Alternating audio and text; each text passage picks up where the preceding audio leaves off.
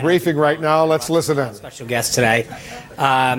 As you know, the ambassadors for the UN Security Council are here today visiting, and Ambassador Haley wanted to come by and make sure we have an update as to what they're talking about, some of the issues. When she's done, she's got to join a meeting that's in progress. Secretary Mnuchin has some comments that he'd like to make. We'll take some questions from him and then resume the briefing. So without further ado, the Ambassador of the United Nations, Nikki Haley. Thank you, Sean. I will tell you we have had an exciting day in D.C. We are hosting the members of the Security Council, and when you think of that, this is the most powerful group that decides sanctions, relief, any sort of conflict that comes up. This is the group. And so the idea that they were able to come to D.C. is overwhelming for them. They are extremely pleased. We started the morning at the Blair House with Senators Graham and Cardin, as well as Congressman Smith and Congresswoman Bass. So they had a lot of interaction, probably about an hour and a half, talking about issues from budget all the way to peacekeeping issues, as well as conflicts in North Korea and Syria, and then with the problems in Iran. So it was a very healthy discussion there. From there, we came over to the White House, and the president greeted all of the members, had his picture taken with them, and then we all sat down for lunch. And it was an open dialogue, very much of the members wanting to hear from the president what his plans are, what he was going to continue to do on Syria or not continue to do, North Korea. All of those issues are certainly at the forefront. And the idea that he would have that dialogue with them is tremendously helpful to me. Whereas, in the Security Council, we need them to really engage. We need them to now know that we are about action. And I think that what we've tried to do in the UN is really bring reform in the way we spend, reform in the peacekeeping operations, but also reform in the resolutions that are passed, that what we pass actually means something, and that there's accountability in what we pass. And so I think they heard that loud and clear today from the president. I think that they are thrilled with the engagement that they had, and I think it shows that the president's very engaged on foreign policy, and they see that. The idea that he would sit down and want to talk to them about each of their countries and the Security Council collectively is massive for a president to be able to do this, and it was certainly helpful for the United States. Now they are in briefings with General McMaster, focusing on North Korea, also focusing on ISIS, and engaging on that front, and we'll continue to have other conversations as well. But as far as we go, great day for the Security Council, great day with the President, and certainly more good to come out of this meeting. So thank you very much. I've got some ambassadors waiting, and we will talk to you soon. Thank you. Thank you, Ambassador. So without further ado, Secretary of the Treasury, Stephen Mnuchin. Seems like I'm becoming a regular here. It's nice to see all of you again. No problem with us. Earlier today, the United States Department of Treasury's Office of Foreign Asset Control imposed sanctions in response to the April 4th, 2017 sarin attack on innocent civilians by the regime of Syrian dictator Assad. OFAC is sanctioning 271 employees of Syria's Scientific Studies and Research Center, the Syrian government agency responsible for developing and producing non-conventional weapons and means to deliver them. OFAC has targeted these 271 employees because they have expertise in chemistry and related fields or have worked in support of chemical weapons programs since at least 2012. Today's action, less than 3 weeks after the attack on Khan Sheikhoun, is one of the largest ever executed by OFAC. In a single action, we are more than doubling the number of individuals and entities sanctioned since the start of the Syrian conflict pursuant to Syria-related executive orders. These sweeping sanctions are intended to hold the Assad regime and those who support it, directly or indirectly, accountable for their blatant violations of the Chemical Weapons Convention in UN Security Council Resolution 21-118. The United States is sending a strong message with this action that we will not tolerate the use of chemical weapons by any actor, and we intend to hold the Assad regime accountable for its unacceptable behavior. The Treasury Department, together with the Department of State and our international partners, will continue to relentlessly pursue and shut down the financial networks of any individuals involved with Syria's production or use of chemical weapons. I'd also comment that recently we had sanctions on North Korea and Iran, and will also continue to add to and monitor those as appropriate. And with that, I'd be happy to take a few questions. Is this the only round of sanctions we can expect against Syria in the wake of that chemical weapons attack, or are you considering more? And are you considering the possibility of sanctions against Russia for not going far enough to try to persuade Assad? We don't comment on the specifics of sanctions that we are going to do in the future.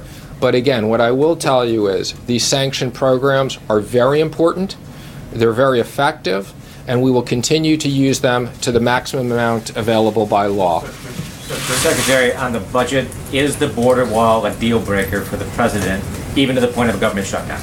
I'm not going to comment on the specifics of that, but what I will say is I was in a meeting this morning with Director Mick Mulvaney and other senior people. The president is working hard to keep the government open and addressing various issues. Secretary, can you tell us what these sanctions actually do? What is different today than was different yesterday before OFAC moved?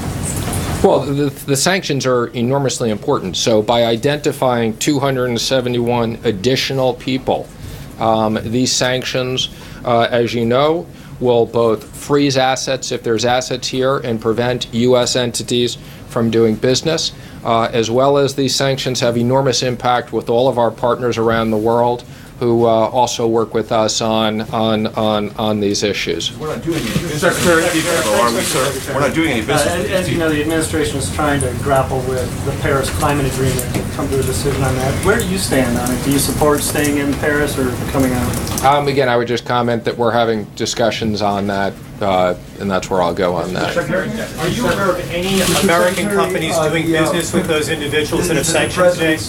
Said last week there'd be a tax reform proposal released Wednesday.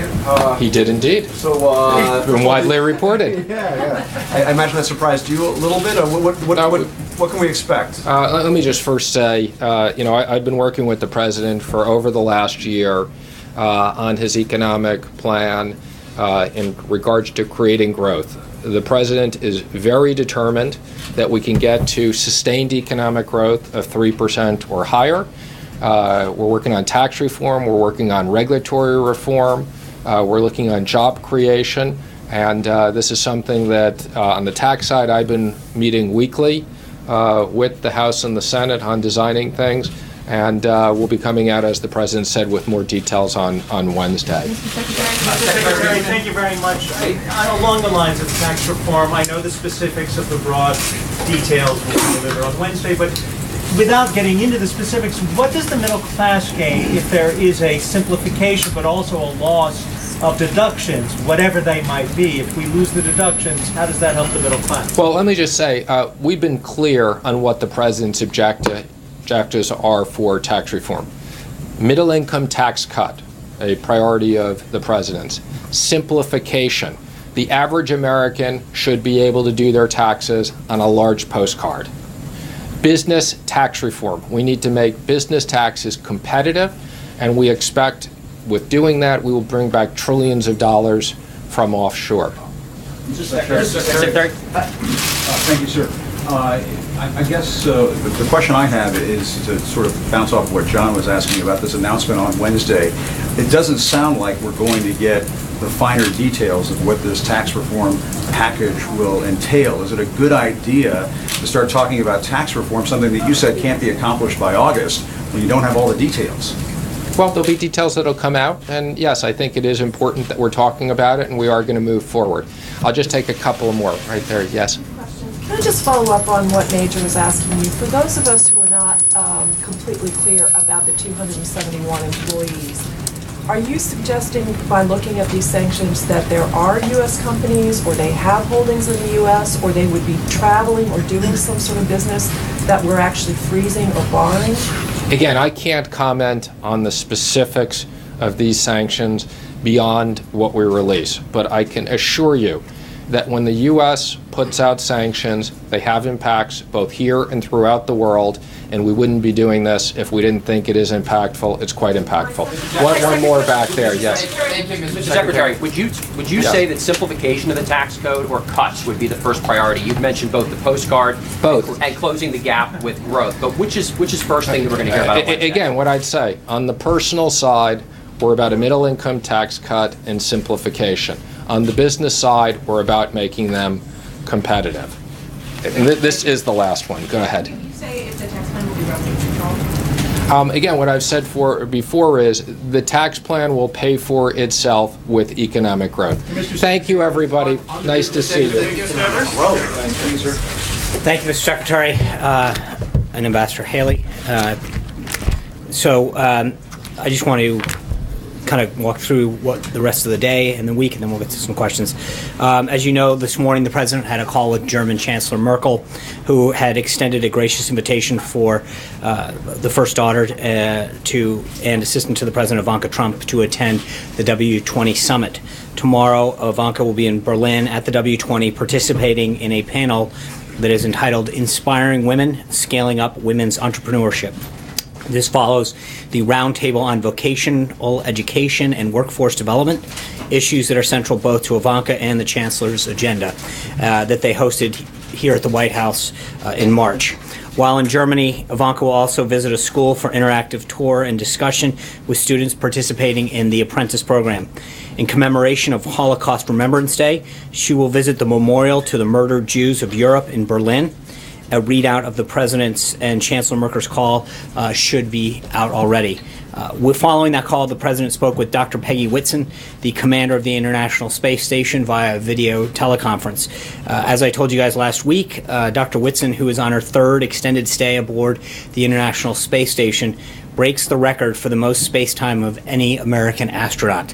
The President was honored to celebrate this incredible achievement by Dr. Whitson and the American space program and discuss the exciting future of space exploration and space science, including how the Inspire Women Act, which the President recently signed, ensures that NASA continues recruiting women for important STEM-related jobs in aerospace. After that, as I mentioned at the top, the President had a working lunch with UN Ambassador Nikki Haley and the other ambassadors of the countries that are part of the UN Security Council. Under the President's leadership, America has once again taken a leadership role on the world stage, and our global partners have welcomed this renewal of American diplomacy. Later on this afternoon, the President will sign a proclamation on Holocaust Remembrance Day, part of the week-long Days of Remembrance, first held in 1979 and later established by Congress as our nation's commemoration of the Holocaust. Tomorrow, as every president since the United States Holocaust Memorial Museum opened in 1993, President Trump will participate in a Days of Remembrance commemoration. As he said during his video message to the delegates of the World Jewish Congress Plenary Assembly, the Trump administration is committed to stamping out prejudice and anti-Semitism everywhere it is found. Following the proclamation, the President will host a credential ceremony for newly appointed ambassadors. He will then have dinner with Senator and Mrs. McCain and Senator Lindsey Graham. Later this evening, the Vice President will return to Washington, where he's finished his time throughout the world. While in Hawaii today, the President will have lunch with U.S. troops at Joint Base Pearl Harbor Hickam and participate in an arrival ceremony and U.S. PACOM before boarding Air Force Two for the ride home to Washington. As we get closer to the President's 100th day in office, throughout the week, the White House is hosting briefings and events to provide several opportunities for many folks in the press to hear directly from the administration and our officials on what we've achieved in the first 100 days and what we're looking to continue to achieve on days 101, 102, 200, etc. Throughout the week, the President, cabinet officials, and senior White House staff will be talking about the President's agenda on national, local media, and various platforms. Finally, I wanted to acknowledge the distressing reports regarding American citizens coming out of the Ukraine and North Korea. We're deeply saddened by the death of a paramedic and United States citizen serving in the Organization for Security and Cooperation in Europe Special Monitoring Mission. We extend our deepest condolences to his family, friends, and loved ones, and wish his colleagues who are injured in the blast a quick and speedy recovery. We call on all parties to cooperate with the Special Monitoring Mission to allow it to fully investigate this incident.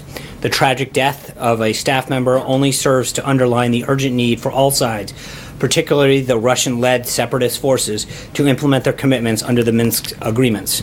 We are also aware of reports that a United States citizen was detained in North Korea over the weekend. The protection of United States citizens is one of our government's highest priorities. I would direct any further inquiries on this matter to the State Department. Also on North Korea, on Wednesday, the White House campus will play host to a briefing for all 100 U.S. senators on the subject. The briefers will be Secretary Tillerson and Mattis, Director Coates, and General Dunford. This is a Senate briefing convened by the Majority Leader, not a White House briefing. We are just serving as the location. For further questions, I would direct you to the Majority Leader's office and the office of the 4 briefers. With that, glad to take a few questions. Yep. Talking about the budget, how committed is, if this was asked earlier, but can you talk about how committed the president is to having the border wall funded this week, or having some funding in that spending bill? And if it is not in there, will he sign it? Well, again, those negotiations continue with House and Senate leadership. Obviously, the money for our military and our border security and wall have been part of that request, and that is something that those are the president's priorities heading in, with respect to the CR and keeping the government open. I think we feel very confident where we're headed, and I'm not going to get ahead of the negotiations that are ongoing. Director Mulvaney has been very, very deep in those discussions, and I expect there to be an announcement soon with what I'm not going to start to take things on and off the table with respect to what the president may or may not do. Phil. Yeah, Sean, just doubling up on that question there about the CR debate and the funding, does he specifically expect there to be funding for the border wall, or would border security measures be enough to satisfy the president? And how do you differentiate between the two? For example, what could be funded in the CR that you could say is part of the wall, even if it's not explicitly right? So there's obviously a lot of components to that. You've got fencing and drones, and I don't want to get ahead of those negotiations. They are ongoing, but the president's priorities have been very clear from the beginning. It sounds, Sean, just to follow up, that are we backing off on the wall? Are we saying it is on the table? No, we're saying that the president has made very clear that he's got 2 priorities in this continuing resolution. Number 1, the increase in funding for the military, and number 2, for our homeland and border security and the wall.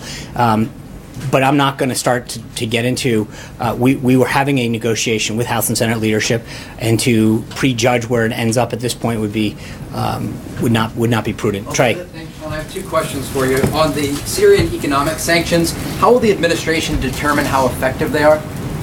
Well, I think there's going to be a lot of ways, but I think first and foremost is to send a clear signal to make sure that they understand that we don't take their actions lightly.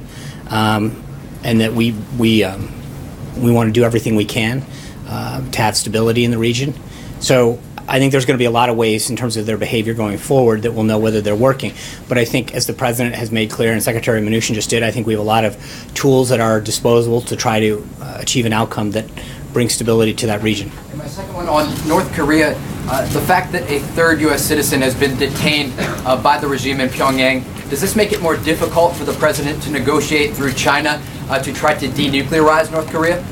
No, I think China, and we noted it before, Ambassador Haley noted it in several interviews this morning, but China has been very, very helpful in this process and continues to be, and I think we hope to see a change in behavior, but it is a very positive sign, the level of engagement that China has enacted. Is the Trump administration calling for the release of this U.S. citizen currently being detained? Well, absolutely. I mean, we want to make sure that all of our citizens are protected and returned home, but the State Department is playing the lead on that. Eamon. Thanks, Sean. As you know, there's quite a bit of concern among Republicans on Capitol Hill about the federal deficit.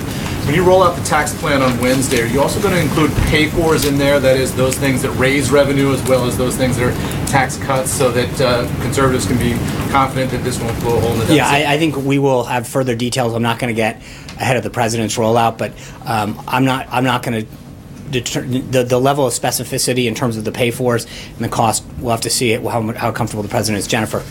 Sean, can you tell us if the president is aware of the American pastor jail in Turkey, and did he raise that with President Erdogan when he called Monday to congratulate him? I'm not going to get into the specifics of the president's conversation. We're obviously aware of that action, and we're going to continue to work through the State Department on that. Jordan. Thank you, Sean. Can you explain why President Trump didn't use the word genocide to refer to the killing of 1.5 million Armenians in his statement today? Yeah, the statement that was put out is consistent with the statements that have been put out for at least several of the past administration. So I think if you look back to the language that President Obama, President Bush, et cetera, have used, the language that the president used is consistent with all of that. Katie. I have two questions on two different topics. First, the border wall and the logistics of that. Secretary Kelly said he still expects construction to start this summer. There are still a few ranchers in Texas and Arizona who welcome the security but are skeptical of giving up family-owned land that's been in their families for generations. So what is the White House message to them directly, and what can you guarantee that they'll be compensated? I think we will do everything in accordance with the law. This has been an issue that has gone on several times as that issue has been raised over the last several years. And so we will do everything in accordance with the law with respect to the land that's needed for that. But again, the Homeland Security Secretary understands what's going to be needed, and we'll do surveys and the appropriate planning to make sure that we minimize that to the extent possible. And then on the next question, of a different topic, the FBI and Justice Department last week arrested 2 doctors in Michigan for allegedly performing genital mutilation on little girls as young as 6 years old. It's the first case in the United States. What is the White House reaction to that case? Yeah, I mean, we've talked before about pending investigations, and we don't comment on any pending investigations or actions by the Justice Department. Major. Is 100 days, as the president said on Twitter, a ridiculous benchmark or an important one? Well, I think obviously in the context of an entire administration, there is a lot that I think we feel very proud that we've done and taken care of.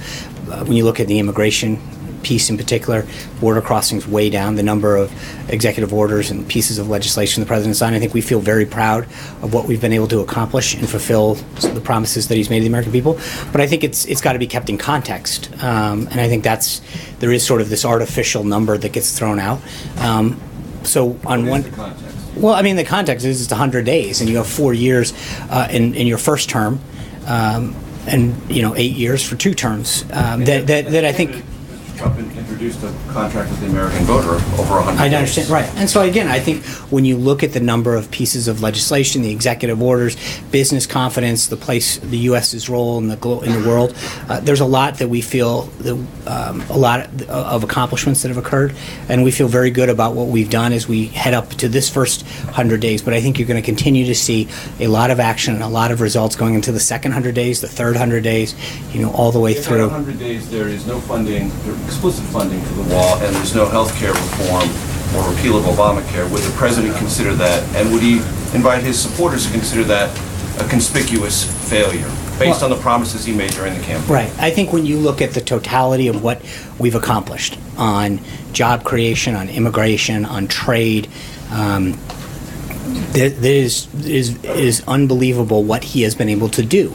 And so it's not, you can cherry pick any couple of things and say, okay, well, what about this or that? But I think when you look at it overall, in terms of the drop in border crossings, if you look at consumer confidence and the relationships that we've developed around the globe and the accomplishments this president's had on protecting the country, on bringing back jobs and starting, those have been unbelievably significant. And so to minimize that or to look and pick out 2 or 3 things, but I think, look, we're going to continue to push for health care reform. We feel very good about the direction that it's going in. It's been very positive. And I think that the construction of a wall is going to continue to be an area that moves forward. But all of that stuff is happening just as the president asked for and committed to doing. Some of it, has been a little slower, but mostly because of working through Congress and getting things done. But when you think about what he's started, he'll move forward on tax reform, health care, on immigration, on trade. It's been a hugely successful first 100 days. And without the president necessarily describing it as a failure or not, would he say that he's learned something about the process and how long things take that he perhaps didn't appreciate as a candidate? Maybe he overpromised on the speed with which he achieved these things? No, I, with all due respect, I think that when you look at the lists of things in each of the various areas that he's been able to do, I think he's very pleased. I'm talking about some conspicuous campaign promises that rally after rally he made and said, don't worry, it's going to happen. Right, and I think on healthcare, all I'm asking is, does he have a different awareness of how difficult those things are than he did as a candidate? I'm sure that there are things that you learn in the job, but I think that he is very proud of what he has set out to do and the progress that we've made. And I think you're going to see healthcare get done, but it's going to get done right. And that, in particular, is something that we're continuing to work at. We can't make people vote, but we've made significant progress and moved the legislation forward and improved it greatly. And I think that we are going to see progress on that. Zeke. Two questions on two different topics. First, follow up on Enid's and the other questions on the budget. Is the president willing to sign a continuing resolution that is not deficit neutral or deficit reducing? For instance, sign a continuing resolution? Yes. For instance, a continuing resolution that would increase the deficit. I have not seen a score on anything that's come out, and I think we'll have to wait and see what the final. You're not really that one way. I'm not at this point. And following up on Jordan's question, the president has talked a lot about, has not been shy about criticizing his predecessors for some of their missteps from both parties, and also hasn't, has made a point of often blocking convention. So why not take this moment to label the killing of 1.5 million Armenians a genocide? I think, again, as I noted to Jordan, the statement that the president put out is consistent with the last several administrations. I understand that, but there is it is perfectly in keeping with the language that's been used over and over again. John. You had your hand up. Yeah. Sorry, I was writing. Well, you had your hand. Would you agree with the assessment that some within the administration have that a vote on health care this week is very, very unlikely? I think the vote is going to get scheduled when Speaker Ryan and Leader McCarthy and Congressman Scalise determine that they have the votes and they feel confident. I'm not. I think we've been very clear. The president made it clear on Friday when he was walking back over from the Treasury Department that if it happens and we have the votes this week, great. If it's next week or the week after, but I think we want to make sure that we've got the votes and we're headed in the right direction before putting some kind of artificial deadline. But would you think that this week is unlikely? I think that whenever the Speaker and the leadership over in the House tell us that they feel confident that they have the votes, then we would encourage them to move forward. I mean, I hate to, I'm not trying to not answer the question, but I think that's the answer. It comes down to when they feel as though they've got the commitments to push the bill forward. Well, there was a push to try to get something on the legislative scoreboard by the 100th day. Does it look like that now will not happen? As I said, we have been very clear from here, and I think the president has been very clear in his comments that that our goal is to get it done and get it done right and get it done to make sure that we have the votes. I think there have been I've read some background quotes and sources about when it wants to, but we've been very clear publicly about when we want to get that done. Kelly. The president has been very clear that Judge Gorsuch, now Justice Gorsuch, is a big part of his first 100 days accomplishments. And the White House, in the rollout about the 100 days, said there would be a dinner with the president and all the justices of the Supreme Court. Now that is off the list. Is the dinner not happening? Or is it not publicly being talked about because it's wrapped up in the politics of the No, I think that we've moved some things around on the president's schedule this week, but we hope to have something at some point. To sort of sweep up the high court into the politics of 100 days. No, I think that having a relationship and a meeting with the Supreme Court at some point would be a great idea, and it's something that we hope to have on the schedule at some point soon. Caitlin.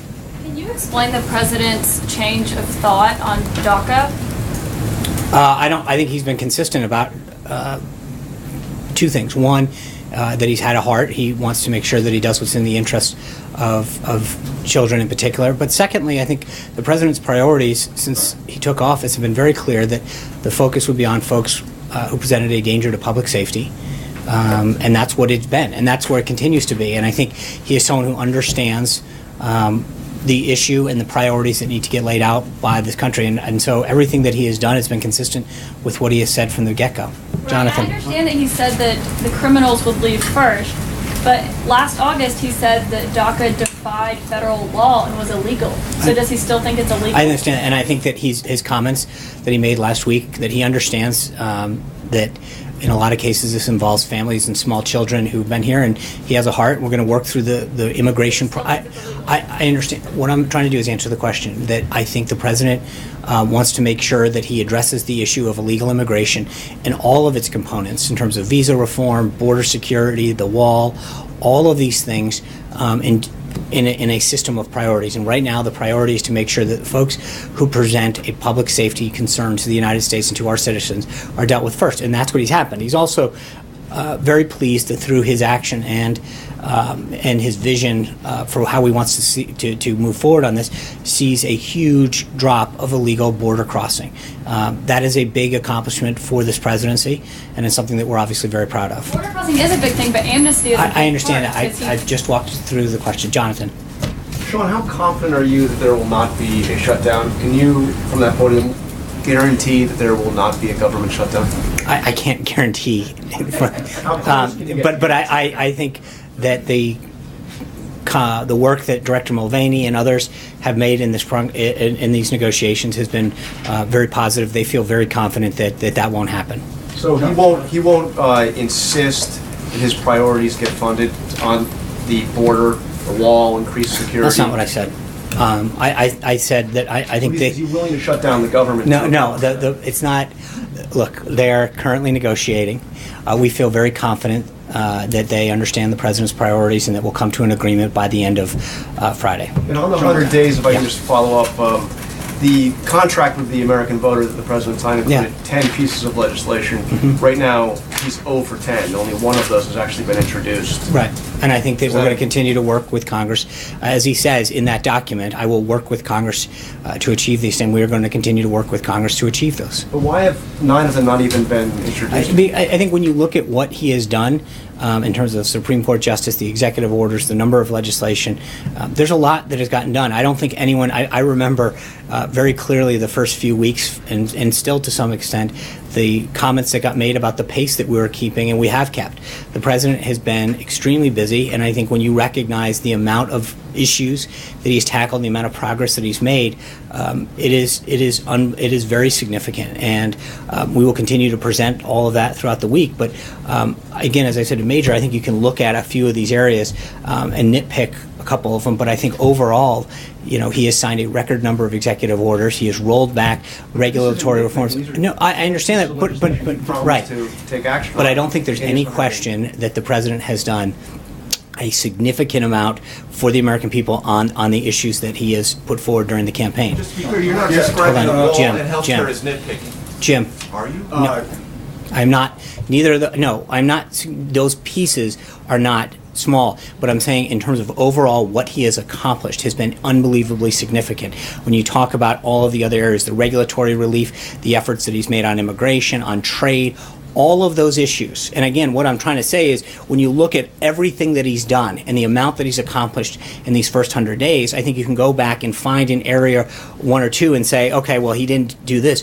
But I think you have to look at it in totality of what he actually did get done. John, Jim. on the wall, why is there even a discussion about shutting down the government over paying for the wall? Isn't Mexico supposed to pay for the wall? Well, I think, Jim, the president has made very clear that initially we needed to get the funding going, and there's be several mechanisms to make sure that that happens. That funding piece will happen in due time. Alexis. That is a promise that the I understand president made that. during the campaign. It is, no, but he also Mexico would pay for the wall. Right. And now we're having a discussion that the government might shut down over the wall. Who's going to pay for it? Right. So a couple things. One, as I pointed out to Jonathan, we feel very confident the government's not going to shut down. Number two is I think the president has been very clear in the past about the fact that, and this is not a new thing, he talked about this, that in order to get the ball rolling on border security and the wall, that he was going to have to use the current appropriations process, but he would make sure that that promise would be kept as far as the payment of it. And just a real quick follow-up. If border crossings are down, and that's a talking point that the White House uses time again, is the wall even necessary? Absolutely. The wall it does several things. How can the border crossings be down? Because I I think saying, well, we're going to have all these drugs flowing in. Because you can't, just because you have a couple good months in a year, I think you want to make sure that you take prudent long-term steps. I mean, so the president is going to fulfill, and frankly, it's a promise that he made to the American people. I think if you're coming in from our southern border, he has taken a lot of steps so far that has deterred border crossing, but this is a permanent step that will extend beyond his presidency. 8 years from now, the next president will have that wall in place to make sure that it doesn't continue. So that's right. Thank you, Alexis. This might relate to Jim's question too, but on Wednesday, I have two questions. On Wednesday, when we see the outline that Secretary Mnuchin was just describing, will the president help aim Congress toward his decision about whether the border adjustment tax is the right idea, and also related to that, whether the pay-fors for the wall that might be of interest to lawmakers will become evident as part of the outline of what he'd like to do in terms of taxes? Right. Well, I don't mean to evade that, but I think there's a reason he chose. We're waiting till Wednesday to have the details that he wants to share out. I'm not gonna. We got a couple days before that happens, so I'm gonna have to ask you to wait 48 hours. Can you say whether we will have a generally better idea? I can Will tell we you. have a generally better idea of where he? I think you'll have a better idea of where the president stands on tax reform and what he wants to accomplish. Yes, Okay. John. Wait. I have one follow-up. Okay. When you were just describing, and Secretary Mnuchin was describing, achieving an economic growth of 3% or higher, which is slightly lower than what the president talked about in the campaign, which was a very ambitious goal of 4%. I'm just trying to figure out, what is the timeline for that? Is the president thinking he would like to achieve 3% or higher in his first term because of the headwinds that were, obviously the United States is facing abroad? I mean, that's a very ambitious goal still, 3%. Right. Well, and I think that he has taken a lot of steps, not just on the tax side, but on the regulatory side as well, that I think are clearly already paying dividends. In terms of we've talked about this before, manufacturing come back and jobs come back, and I think there's going to be a renewed commitment of many manufacturers, American companies, to bring back jobs, to grow, to hire, to expand here in the United States. And so I think that growth will precede the president's actions, both on the tax front and on the regulatory side. John. Thanks a lot, Sean. As you know, the first go-around at replacing Obamacare was not successful. Since then, are you any closer to getting 218 votes in the House to pass a replacement for the Affordable Care Act? Yes. And very good. Got a number? And elaborate a little bit more than yes. Well, first of all, we only need 216. You're making it a little tougher on us right now. But I do think that we have seen progress with members in terms of some of the changes that have been made to make it a stronger bill. But we're getting close, and as I mentioned at the outset, when I think the president feels confident or when the leadership of the House tells them that they feel confident that they have the votes, then I'm sure they'll call a vote, but that's up to them to decide. And a separate one, obviously a different topic, and that's the election over the weekend in France. Yeah. Any comment on the results that came out of France over the weekend? Would the president be satisfied with either alternative, Macron or Le Pen? Yeah, obviously, it's up to the people of France to decide who their next leader are, and we respect the decision that they make in May. So our job is to work with whomever the French people choose. Anita. Two questions. One, on the budget, the spending plan, what is the president doing? I understand Mick Mulvaney and others are doing things. Is he calling members? I don't see anything on his schedule for this week. Are members coming over? What is his... As needed, he'll be involved. I think the legislative team has been giving him updates, and as he's needed. He has talked to members, of course. I mean, I just mentioned he's having dinner tonight with Senator McCain and Senator Graham. He's had lots of discussions with members at various times. We're not at a position now where he is actively engaging on the way he was at, say, the end of healthcare. I think as his team tells him that needs phone calls, but he is actively monitoring and being given updates by the senior team that is working with him. Is he talking about his priorities? I would like you to include I think his priorities have been crystal clear. I mean, remember, it's starting in the first week of March. Director Mulvaney engaged with appropriators on the House side, and I'm not sure when he started with. So this has been an ongoing discussion now, almost for 8 weeks, with the senior team here and appropriators in the House in particular. Okay, and then on the second issue, on the 100 days, if as someone mentioned, the president tweeted that it was a ridiculous timetable or whatever. Why is the White House doing so much this week? You have indicated that all these activities this week, from hearing from different people, are because of the 100 days. Why do this 100-day push if it's a ridiculous amount? I think we've gotten a fairly decent amount of inquiries from you and your colleagues, and so in order to answer those inquiries... Yeah, well, we're givers. I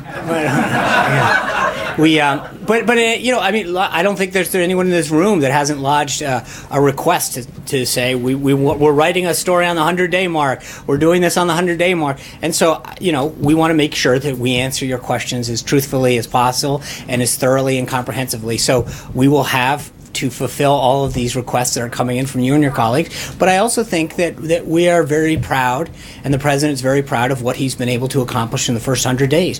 And, as we sprint towards these final 100 days, there's two things. One, I think because of the inquiries that we've had, we want to make sure we take an opportunity to make sure that people understand how much he's done in all the different areas. But we also want to start talking about the next 100 days and what else is left to be done and how we're going to continue to work hard to get all of that done. But there's a lot that has been accomplished, and I think it's appropriate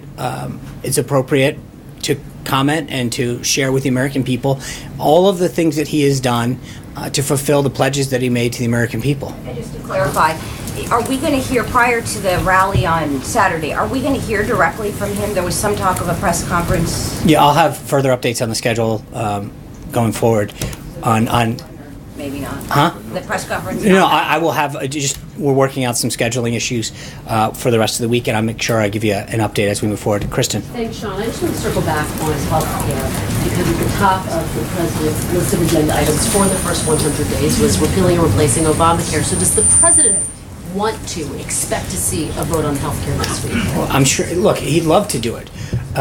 If the Speaker and the Majority Leader and the Whip come and tell him that they've got the votes, then we'd love to do it. I think his goal isn't to fit it into a finite timetable, as he mentioned on Friday. If it happens this week, that's great. If it happens next week, that's great too. The goal is to get it done and get it done right, and so we're not going to jam it through just for the sake of it. So he's concerned about potentially rushing it through. I hear what you're saying. He doesn't want it to happen this week just to meet that deadline. Exactly.